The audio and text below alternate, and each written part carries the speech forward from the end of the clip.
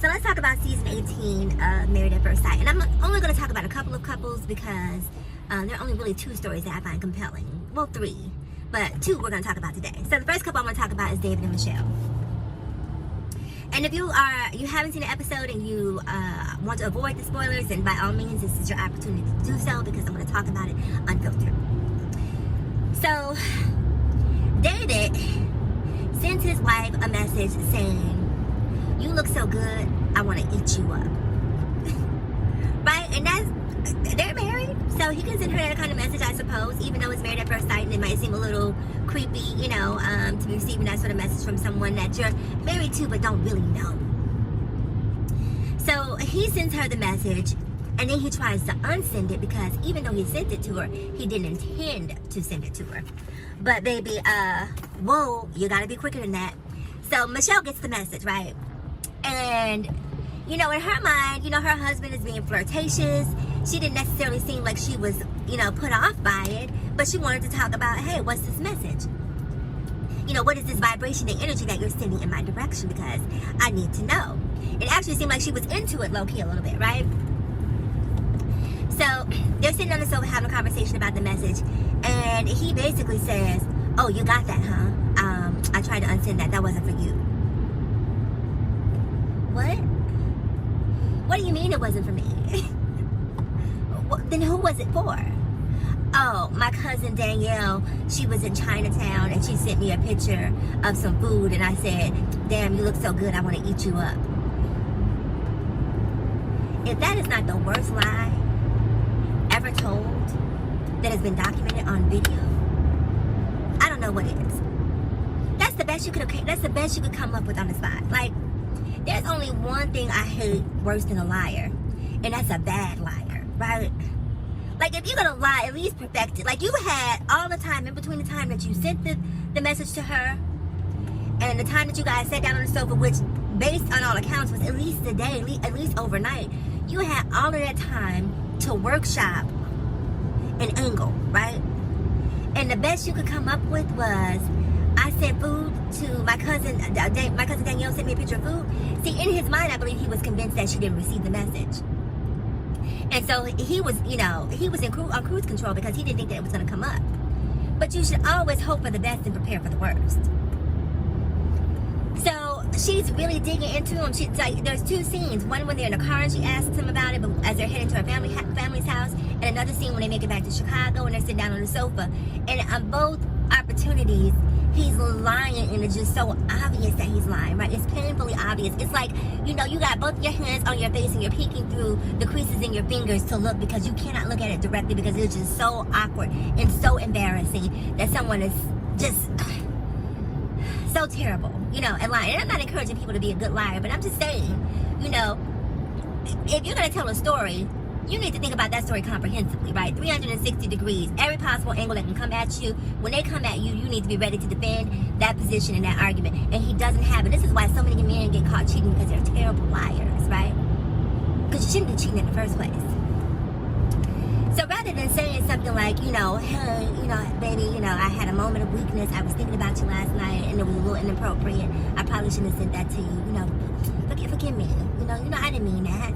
Rather than finessing it that way, and then another thing, he starts pulling other people into the lie, right?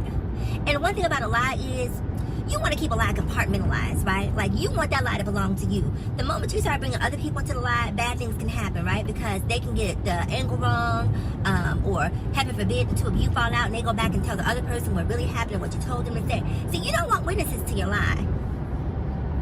But this is the angle. And then she starts asking him questions. And then another huge sign of a liar is when they start getting defensive, right? And then he starts saying, I told you what it is. You don't have to believe me if you don't want to believe me. These are all the hallmarks of a liar. He basically gave a master class in how to be a bad liar. And so she's sitting there, and to her credit, she wasn't buying any of it, which I'm grateful for, because if she would have been buying what he was selling, I would have looked at her differently. So she's looking at him sideways, like, yeah, got it. You're just not gonna come clean and just be honest about it, because at that point the jig is up, right? At that point you may as well say, "Look, we've been married for X amount of weeks.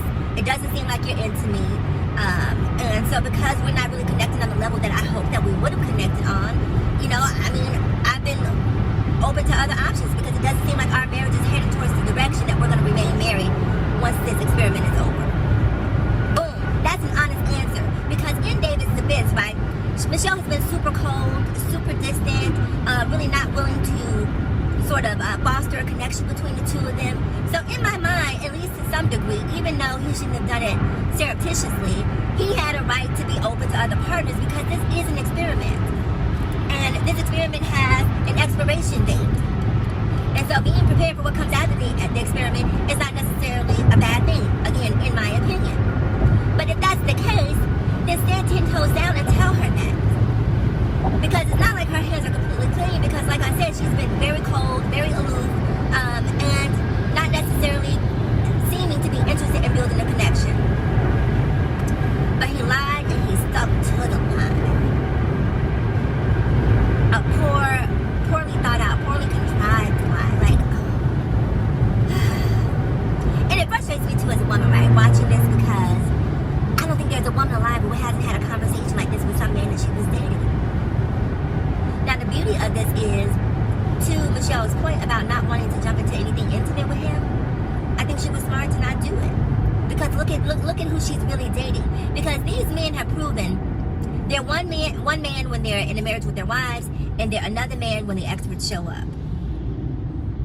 When the experts show up, all of a sudden they're on their best behavior, they're civil, they can be conversational, they're not necessarily antagonistic to the degree that they are with their wives. So if I was Michelle, that would have been it for me. Like, it would have been time for me to pack my bags, because if you're doing this and behaving like this, it really comes down to character at this point, right? You're a liar, right? And I can't trust a liar. And this is one of those opportunities for a red flag that we see early on that very often we will ignore and pretend like it's not as big as it is, when this is a huge red flag. This is a huge red flag. To be a liar, a cheater, and a bad liar, and a committed bad liar, it's time to go. So I know that this marriage isn't going anywhere. I would be shocked if Michelle decided that she wanted to remain married to him. I don't know how that could possibly happen. Now, moving on from Michelle and David, let's talk about MM and Akechi. I don't know why MM is still there. I really don't. At this point, by remaining in this marriage and not really standing up and showing that she has a backbone, to me, she's lowering her value. And comment below if you understand what I mean, because it's one thing to say that you know that you're a woman of value, you know what you bring to the table, you know that you're a prize, you know that, a man should be happy to be with you. But then, to sell yourself at bargain basement prices to a man who clearly is not into you. What was that book? Have you guys remember? My people of a particular age remember there was a dating book called He's Just Not That Into You.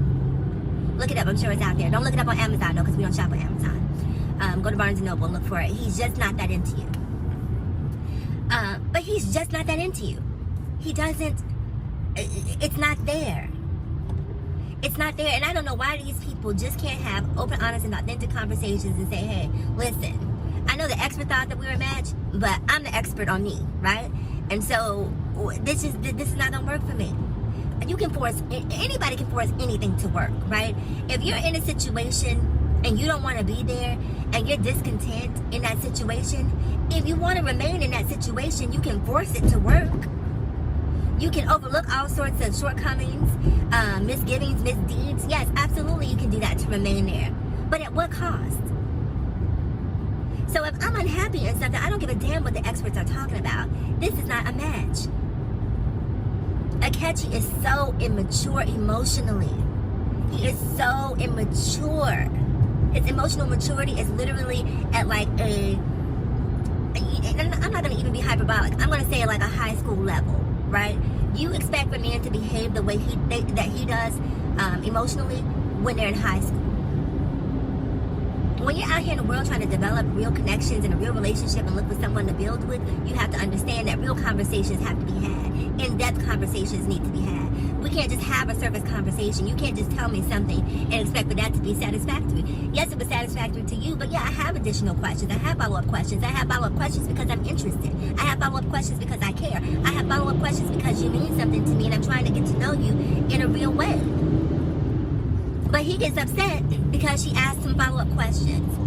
How can I have a conversation if we can't have follow-up questions? How was your day? Good. And that's supposed to be satisfactory to me? No, good and what else? Well, you know, elaborate on good. Let's talk about it. I want to understand what made it good. Because understanding what made it good gives me a blueprint to understand how I can continue to make things good for you. What things that you deem good. Asking follow-up questions is a reasonable and logical thing to do, and the fact that he believes that it's not. And man, like, he would have never had the chance to walk out on me, because baby, when I tell you, I would have left everything up in there. Here, Tina Turner, nothing but the clothes on my back and my last name. I'm out of here. You can have it all. But what you will not have is my dignity. What you will not have is an opportunity to embarrass me on television, because absolutely not. You don't get to leave me, baby. You don't get to leave me. Especially when you're the one acting a fool.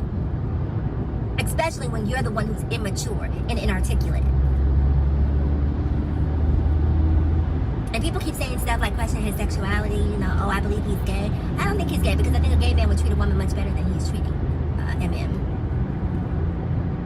I think a gay man would romance her. A gay man would take her to get her hair and nails done because, you know, they want her to be extra beautiful. I think a gay man would treat her in a far superior way than she is being treated by Akechi. So I don't think he's gay. I just think he's an a-hole. I just think he's an a-hole. And that's really the bottom line. So I hope MM wakes up, you know, because, you know, she's been super docile. And I don't like that. Give me some fire. Fight back. And I know that we have this whole thing about the angry black woman. And so sometimes your anger is there for a reason. Right? It's there to protect you. It's there to draw a line in the sand. Don't cross this line if you don't want this smoke. So sometimes you have to get angry because you disrespected me. And she did get a little fiery at the dinner party, but I need to see more